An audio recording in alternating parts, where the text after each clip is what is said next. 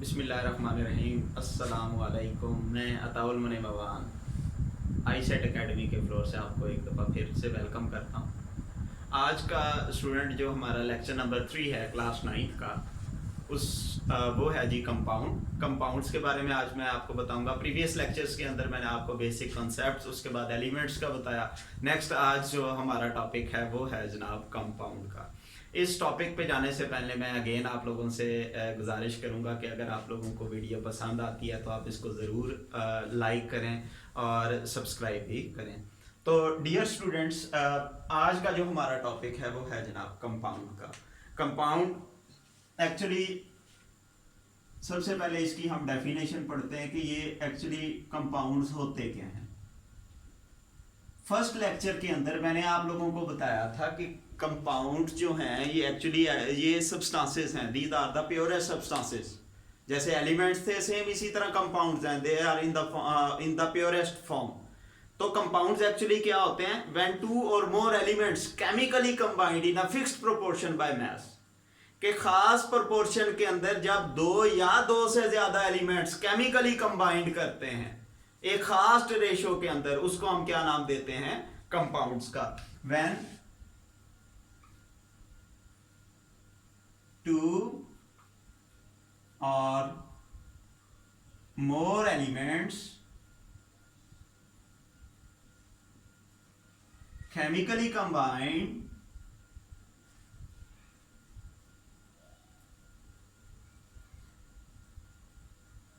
in a fixed ratio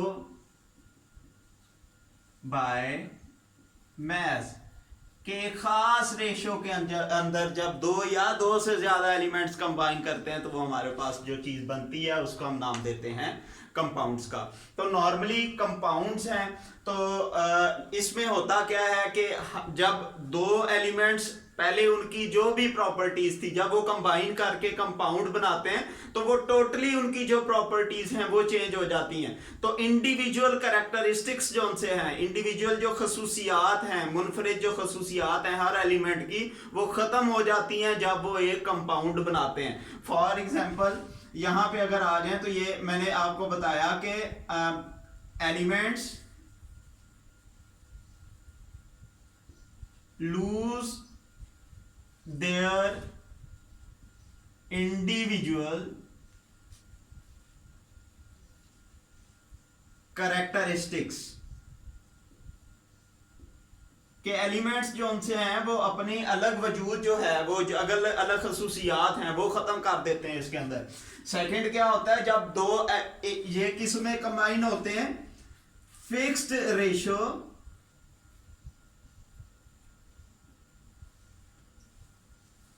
bye mass, के खास proportion के अंदर दोनों एलिमेंट्स जो हैं, दो हैं या ज्यादा हैं, वो खास एक दूसरे के साथ प्रोपोर्शन के अंदर एक दूसरे के साथ मिक्स होते हैं तो इसको हम फिर क्या नाम देंगे? कंपाउंड्स का। अगर यहां पे ही इसकी एग्जाम्पल की बात की जाए, एग्जाम्पल करें तो हमारे पास फॉर एग्जाम्पल वाटर है। Water is a compound. इसमें हमारे पास दो एलिमेंट्स होते हैं, हाइड्रोजन एंड ऑक्सीजन। इसमें हमारे पास कितने? अब इसका जो केमिकल फार्मूला है वाटर का वो ये है,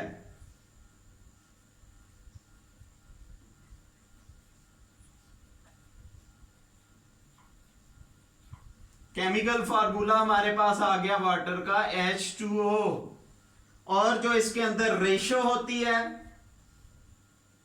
रेशो बाय मैस है, वो 1:8 के अंदर जो है वो दोनों कंबाइन करके हमारे पास एक कंपाउंड बनाते हैं। तो पहले हाइड्रोजन अलग था, ऑक्सीजन अलग है। Hydrogen is a gas, oxygen is also a gas. जब दोनों कंबाइन किए, कंबाइन करके हमारा लिक्विड फॉर्म के अंदर वाटर जो है वो बनता है। तो उनके अंदर जो इनकी फिक्स्ड रेशो होती है वो 1:8 होती है। जरा सारा भी प्रोपोर्शन के अंदर अगर चेंज आ जाता है, थोड़ा सारा रेशो में अगर चेंज आएगा तो वो हमारा वाटर नहीं बनेगा। यही हमारी कंपाउंड्स की खसूसियात है। नेक्स्ट हिस्सा है इसका कंपाउंड्स कंपाउंड्स को हम क्लासिफाई किस में करते हैं? अब आ जाते हैं कंपाउंड्स की क्लासिफिकेशन के अंदर।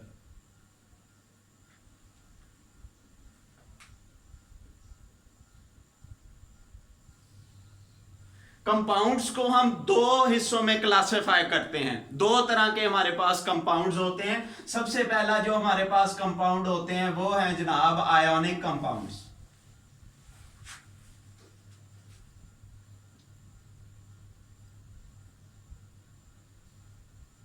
आयोनिक नाम से ही जाहिर है ये सारे के सारे ये सिंपलेस्ट मॉलिक्यूलर फॉर्म के अंदर एग्जिस्ट नहीं करते।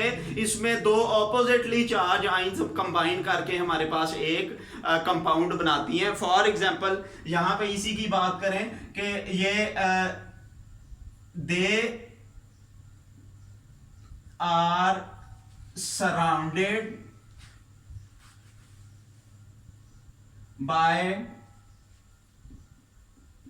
oppositely charged ions।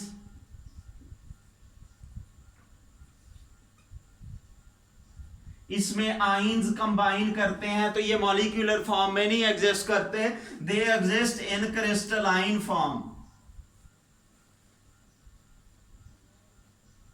Crystalline form के अंदर जो है हमारे पास ये कंपाउंड्स जो हैं वो ये एग्जिस्ट करते हैं, जिनको आयोनिक कंपाउंड्स का नाम दिया जाता है। फॉर एग्जांपल अगर इनकी एग्जांपल की बात की जाए तो एग्जांपल के अंदर हमारे पास आ जाता है सोडियम क्लोराइड है। सोडियम क्लोराइड सोडियम क्लोराइड इसका जो हमारे पास फॉर्मूला है वो है जनाब NaCl।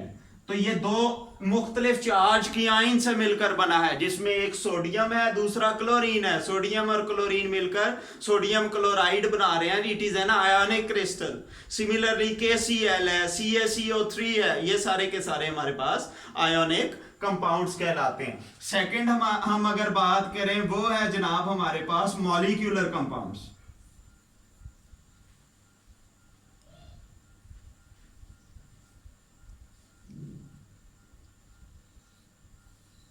मॉलिक्यूलर कंपाउंड्स हैं। अब मॉलिक्यूलर फॉर्म के अंदर एग्जिस्ट करती हैं चीजें, ठीक है। फॉर एग्जांपल इसमें ऑपोजिटली चार्ज आइंस नहीं होते, कोवलेंट बॉन्ड्स बनते हैं। कोवलेंट बॉन्ड बन के जो है वो हमारे पास कोवलेंट कंपाउंड्स बना देते हैं। जैसा कि हमारे पास है ग्लूकोज की एग्जांपल ली जाए C6H12O6, it is not an ionic compound, it is a covalent compound. वो कोवलेंट कंपाउंड है। इसमें हमारे पास कोवलेंट बॉन्ड बनता है, कार्बन ऑक्सीजन और हाइड्रोजन के बॉन्ड्स बनते हैं जो हमारे पास जो है वो कोवलेंट कंपाउंड्स बनाते हैं। इसके अंदर ये हमारे पास सिंपलेस्ट मॉलिक्यूलर फॉर्म के अंदर एग्जिस्ट करते हैं। इनमें जो बॉन्ड पाया जाता है वो ज्यादातर इसमें कोवलेंट बॉन्ड पाया जाता है।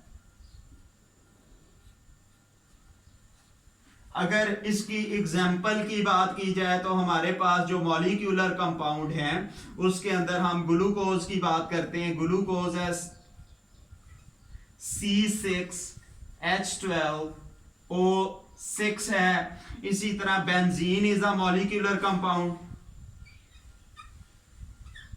इसके अंदर C6H6। तो ये डियर स्टूडेंट्स ये कंपाउंड्स हैं हमारे पास दो के ये अब इधर ही देखें, बेंजीन की एग्जांपल ले लें कि बेंजीन के अंदर 6 कार्बन 6 ही हाइड्रोजन है। सिमिलरली ये फिक्स्ड रेशियो के अंदर 1:1 के अंदर एक दूसरे के साथ अटैच होते हैं, तो जब जाके हमारे पास जो है ये एक कंपाउंड जो है वो बनता है। कंपाउंड के अंदर एलिमेंट्स अपनी इंडिविजुअल कैरेक्टरिस्टिक्स जो हैं वो खो देते हैं, वो नहीं होती। उसके बाद क्या होता है, वो जब कंबाइन करते हैं तो हमारे पास जो है वो मॉलिक्यूलर कंपाउंड्स या आयोनिक कंपाउंड्स जो हैं वो बनाते हैं। तो डियर स्टूडेंट्स ये हमारा आज का लेक्चर था। होपफुली आप सबको पसंद भी आया होगा। इस लेक्चर के बारे में आपकी कोई भी क्वेरी हो तो हमारे यहाँ कमेंट सेक्शन के अंदर आप बताएं, इंशाल्लाह उसको फौरन से रिप्लाई किया जाएगा। Thank you.